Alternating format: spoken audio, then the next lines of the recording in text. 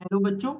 आज से हम लोग स्टार्ट करने वाले हैं इग्नू के बीएससीजी और बीएजी वाले बच्चों के लिए बीएमटीई 144 के प्रीवियस ईयर के क्वेश्चन पेपर का solution.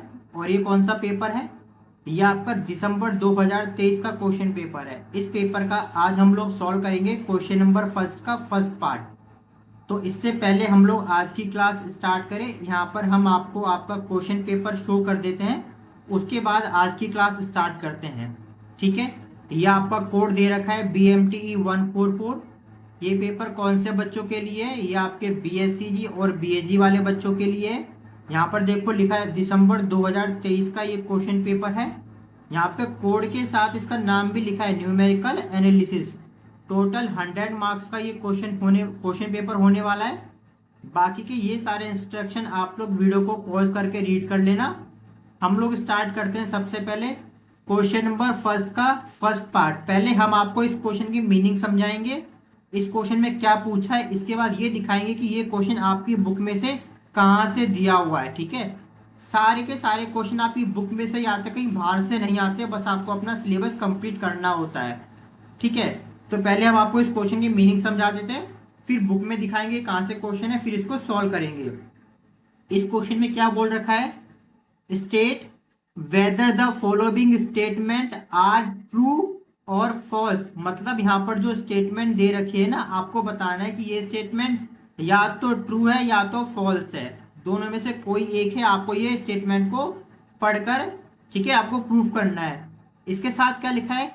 Give a short proof और अ counter example in support your answer. मतलब अगर आपका आंसर है कि ये स्टेटमेंट ट्रू है, तो इसको प्रूफ करने के लिए आपको कोई ना कोई एग्जाम्पल या फिर कोई शॉर्ट प्रूफ देना होगा। अगर आपका आंसर है कि ये स्टेटमेंट फॉल्स है, तो उसको सपोर्ट करने के लिए आपको कोई एग्जाम्पल देना पड़ेगा कि ये स्टेटमेंट आपकी फॉल्स है। ठीक है। तो अब पहले हम आपको इसकी मीनिंग समझा देते हैं, फिर इसको बुक में दिखाते हैं कहाँ पर है। इसमें क्या बोल रखा है? For decreasing the number of iteration in the Newton-Raphson method, the value of f dash x must be increased। अब इसको समझने के लिए पहले नोट करके समझो। यहाँ पर देखना बहुत सिंपल है। पहली बात, न्यूटन राप्सन मेथड था क्या? ये एग्जाम में लिखना नहीं है, अभी आपको केवल समझा रहे हैं। एग्जाम में कहाँ से लिखोगे वो भी बताएंगे। ठीक है। ये था हमारा न्यूटन राप्सन मेथड। इस मेथड का हम लोग यूज क्या करते, किस लिए यूज करते थे? अगर आपके पास कोई भी एक इक्वेशन दी हो, ध्यान से समझना। आप चाहो तो चैप्टर में देख सकते हो, यूनिट नंबर 3 है, ये यूनिट नंबर 3 में से लिया है। अगर आपके पास कोई इक्वेशन दे रखी है, तो उस इक्वेशन के रूट को फाइंड करने के लिए हम लोग क्या यूज करते थे? न्यूटन राप्सन मेथड यूज करते थे। और इसका फॉर्मूला हमारे पास क्या होता है? ठीक है। न्यूटन राप्सन मेथड का फॉर्मूला देख लो, फिर हम इसको समझाते हैं। क्वेश्चन में क्या बोल रखा है? फॉर्मूला ये होता है xn+1 इक्वल टू में xn माइनस में f ऑफ xn, और डिवाइड में क्या होता है हमारे पास? f डैश और xn। ये फॉर्मूला होता था। और n हमारे पास क्या होते थे? n इक्वल टू में 0 1 2 3। ये आराम से समझ जाना। किसी भी इक्वेशन का किसी भी इक्वेशन का रूट फाइंड करने के लिए हम लोग न्यूटन राप्सन मेथड का यूज करते हैं। यूनिट नंबर 3 को कंप्लीट करना आपको समझ में आएगा। और ये इसका फॉर्मूला दे रखा था न्यूटन राप्सन मेथड का। अब इस मेथड में आप लोग क्या करते हो, जरा याद करके समझना। हम यहाँ पर सारी वैल्यूज का यूज करके इटरेशन करते हैं। Iteration first.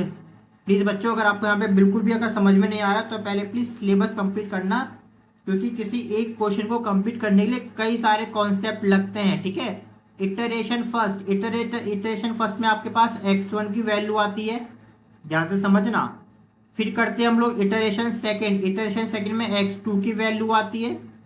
फिर हम लोग करते हैं इटरेशन थर्ड। इटरेशन थर्ड में x3 की वैल्यू आती है। अभी समझाएंगे ऐसा क्यों बता रहे हैं। ठीक है। उसके बाद हम लोग करते हैं इटरेशन फोर्थ। उसमें हमारे पास x4 की वैल्यू आती है। इटरेशन 5, उसमें हमारे पास x5 की वैल्यू आती है। इटरेशन 6, उसमें हमारे पास इटरेशन x6 की वैल्यू आती है। अब जरा समझना हम क्या बोलने वाले हैं ध्यान से। और इटरेशन कहाँ तक करना है? वो क्वेश्चन में दिया होता जब आप सिलेबस कंप्लीट करोगे आपको समझ में आ जाएगा। अब समझना, हमारे पास कोई एक इक्वेशन दे रखी है और हमें उसका रूट फाइंड करना है। ठीक है, जैसे जैसे हम लोग इटरेशन मतलब होता है कैलकुलेशन, इस फॉर्मूले में हम लोग कैलकुलेशन करते हैं। जैसे जैसे हम कैलकुलेशन करते जाएंगे हमारे पास ना रूट की वैल्यू मिलती जाएगी। जैसे हमने क्या किया, इटरेशन मतलब कैलकुलेशन, जैसे मान लो हमने फर्स्ट कैलकुलेशन करी, फर्स्ट इटरेशन क्या हमारे पास x1 मिल गया।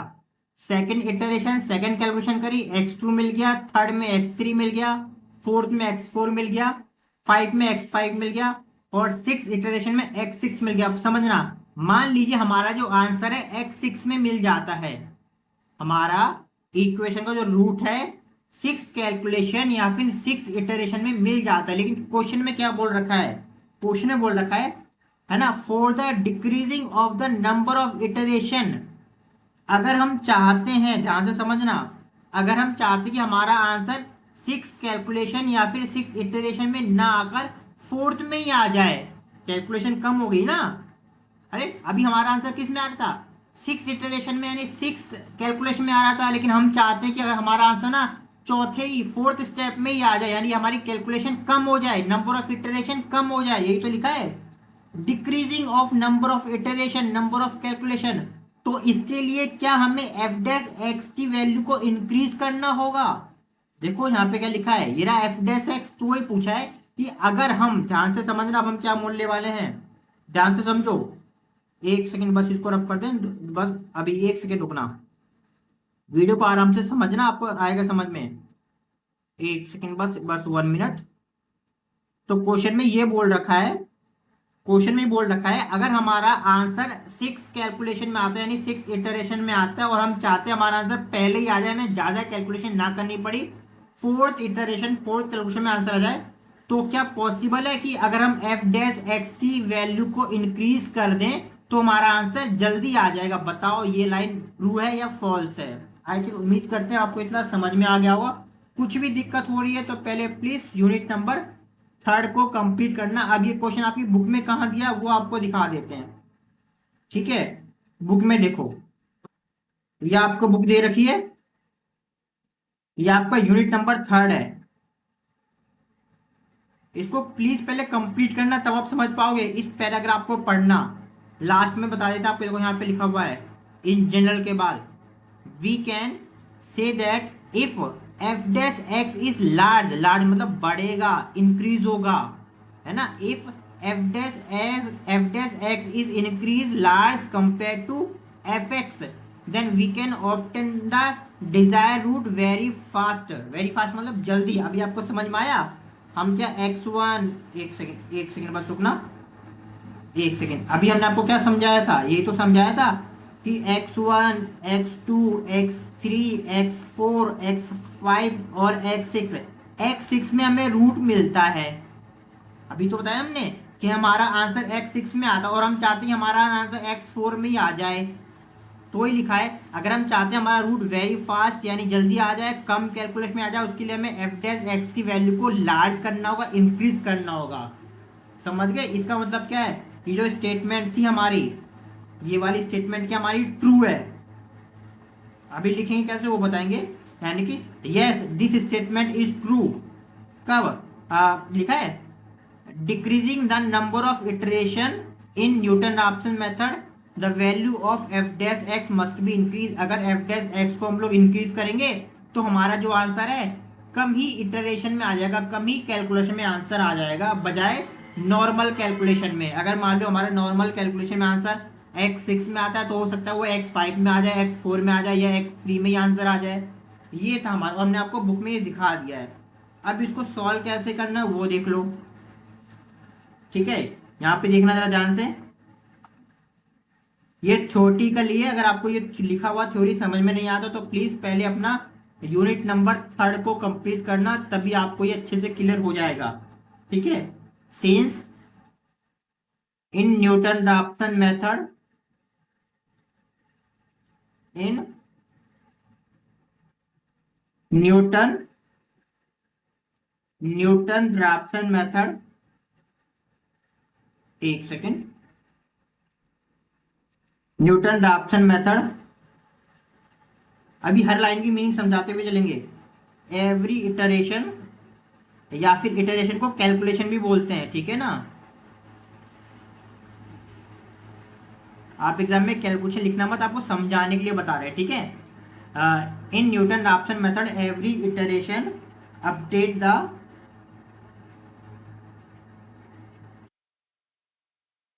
Update the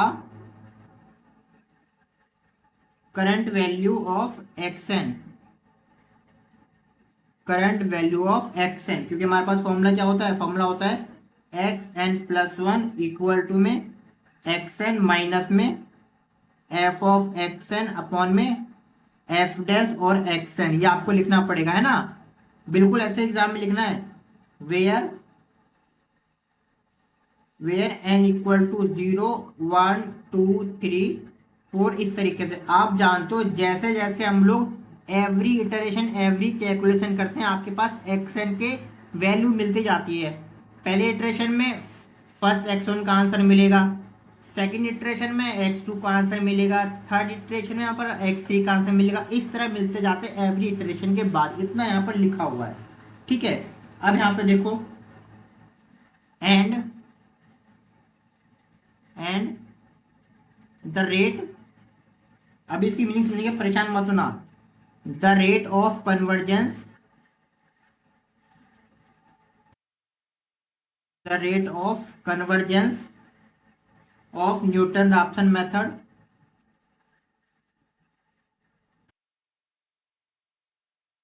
Newton Raphson method depend, अभी मीनिंग समझाएंगे, परेशान बिल्कुल भी मत होना, ठीक है।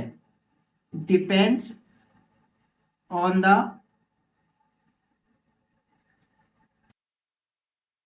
Value of F of x and F dash x. अब पहले इसको समझो, रेट ऑफ कन्वर्जेंस का मतलब क्या है। रेट का मतलब है स्पीड, एक सेकेंड, रेट का मतलब है स्पीड, यानी ना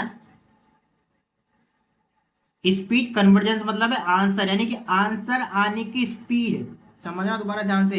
रेट ऑफ कन्वर्जेंस की जो सिंपल सी मीनिंग है वो है आंसर आने की स्पीड, न्यूटन रैप्सन मेथड में डिपेंड करती है वैल्यू ऑफ एफ एक्स और एफ डैश एक्स पर। देखो ये है ना फॉर्मूला, फॉर्मूले में क्या है, एफ एक्स भी दे रखा है, एफ डैश एक्स भी दे रखा है, यानी कि जो हमारा एक्स वन एक्स टू का आंसर आता है वो डिपेंड करता है फंक्शन और उसके डेरिवेटिव पर। वही यहां पर लिखा है the rate of convergence of Newton Raphson method depend on the value of F x and F dash x. Rate का मतलब है स्पीड ऑफ आंसर, यानी आंसर आने की स्पीड किस पर डिपेंड करेगी, एफ और एफ डैश एक्स पर, ठीक है।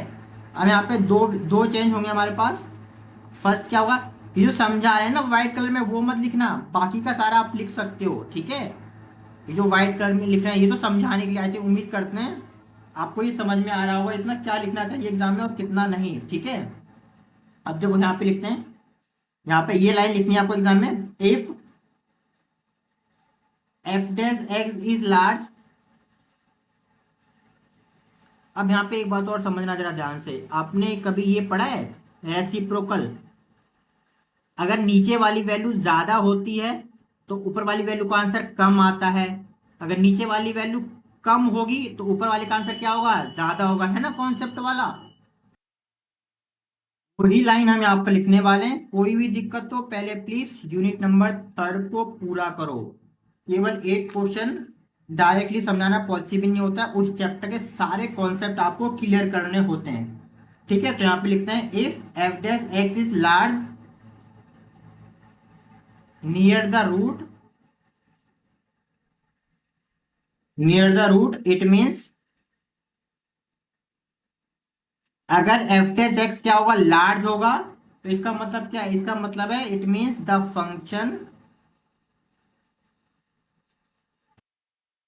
Function changing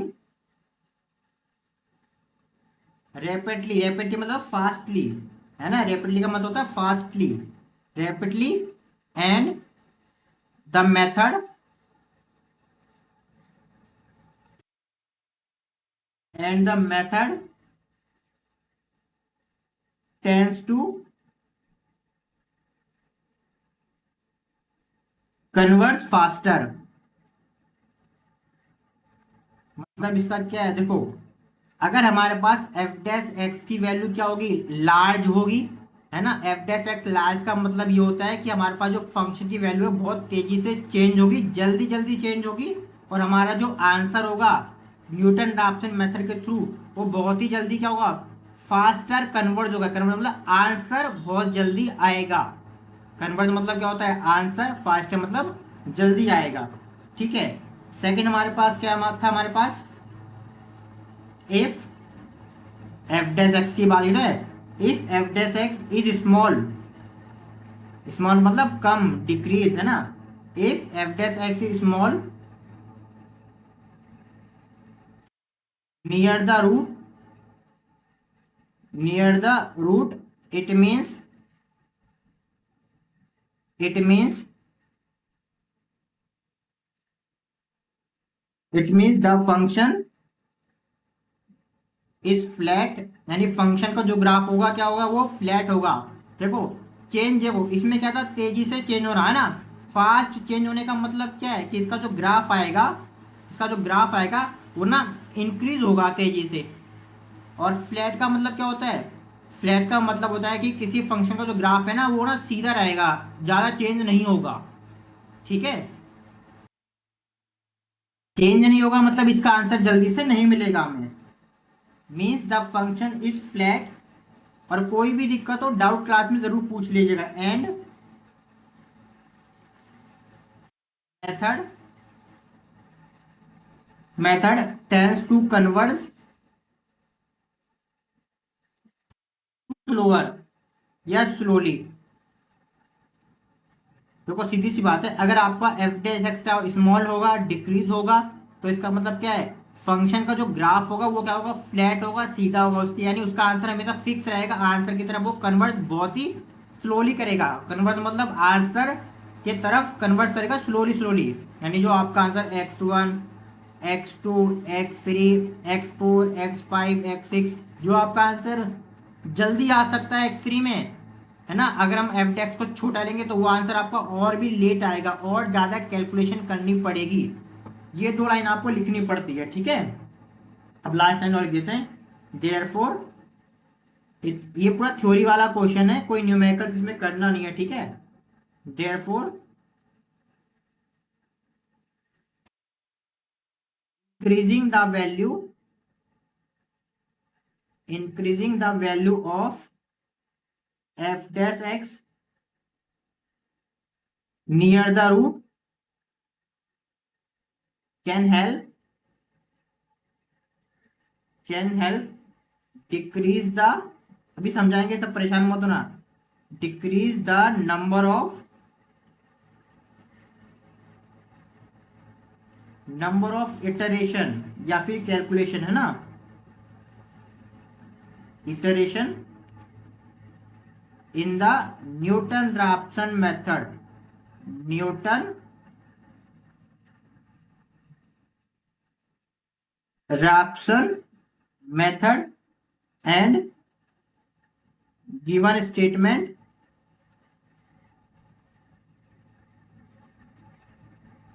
is true. ये हमने कंक्लूजन लिखा हुआ है, वही लिखा है, therefore increasing the value of f dash x near the root, अगर हम एफ डैश एक्स की वैल्यू को इंक्रीज करेंगे तो हमें हेल्प मिलेगी किसमें, decrease the number of iteration में, यानी कि हमें हमारे जो कैलकुलेशन के स्टेप होंगे वो कम होंगे। डिक्रीज मतलब कम करना, नंबर ऑफ इटरेशन मतलब नंबर ऑफ कैलकुलेशन में कम करनी पड़ेगी। यही क्वेश्चन में पूछा हुआ, बैक जाके देखना, इन the Newton Raphson method therefore given statement is true. इतना हमें लिखना है तो आपका पूरे के पूरे फुल मार्क्स मिलेंगे आपको। कोई भी दिक्कत है डाउट क्लास में पूछो, और उससे पहले अपना यूनिट नंबर 3 को कंप्लीट करो। हमने दिखा दिया कि ये क्वेश्चन आपके बुक में से ही दिया हुआ है। ठीक है, तो यहाँ पे स्टार्टिंग में लिख देना, यहाँ पे ट्रू। ठीक है, और फिर ये पूरी लाइन आपको लिखनी पड़ेगी। बाकी नेक्स्ट क्लास में हम लोग करेंगे हमारा नेक्स्ट क्वेश्चन, और ये कौन सा होगा हमारे पास, एक सेकेंड आपको क्वेश्चन पेपर दिखा देते हैं। नेक्स्ट क्लास में हम लोग करने वाले हैं हमारा सेकंड क्वेश्चन, ये वाला। ठीक है, बाइसेक्शन मेथड का, ये भी हम आपको बुक में दिखा देंगे ये क्वेश्चन बुक में कहाँ पर दे रखा है। थोड़ी वैल्यू चेंज हो सकती है लेकिन एग्जैक्ट क्वेश्चन आपको बुक में मिल जाएगा। ठीक है, अगर सिलेबस पूरा करोगे तो कोई दिक्कत भी नहीं, कोई भी दिक्कत नहीं होती है। ठीक है, तो मिलते हैं हमारे नेक्स्ट